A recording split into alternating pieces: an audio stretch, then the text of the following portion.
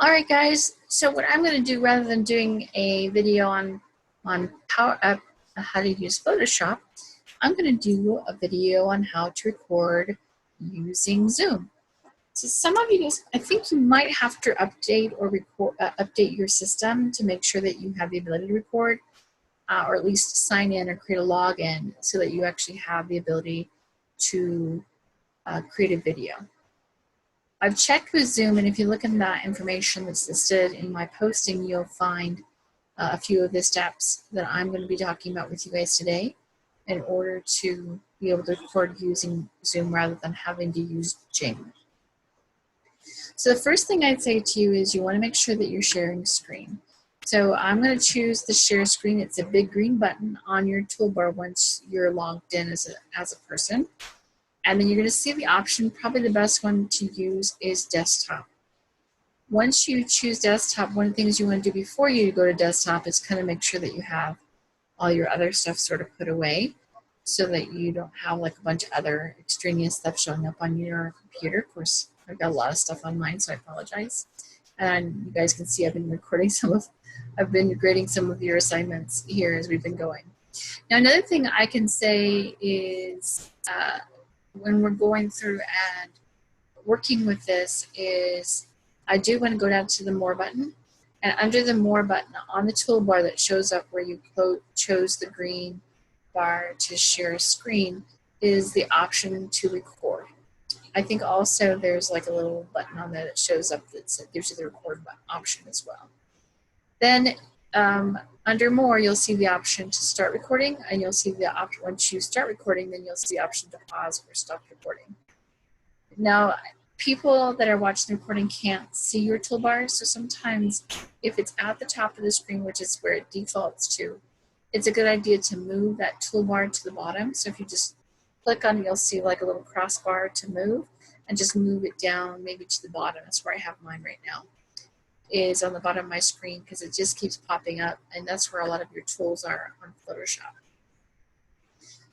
But you'll have the option to start and stop recording, to pause the sharing, to look at chat. And then another challenge with chat is you can't actually see the chat on the window as people are watching it.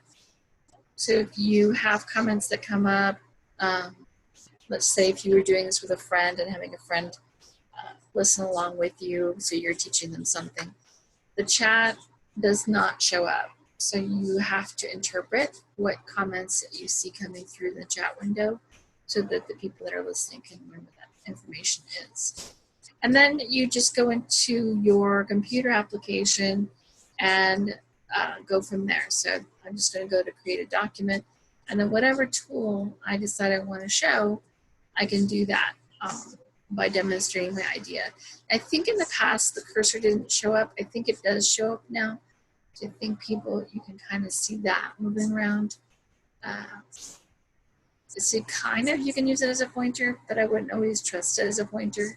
Now you can see I'm on the toolbar on the left-hand side of the screen that the items are showing up in different colors, and the quick hints comment thingy boxes are showing up as I'm moving my cursor over that area.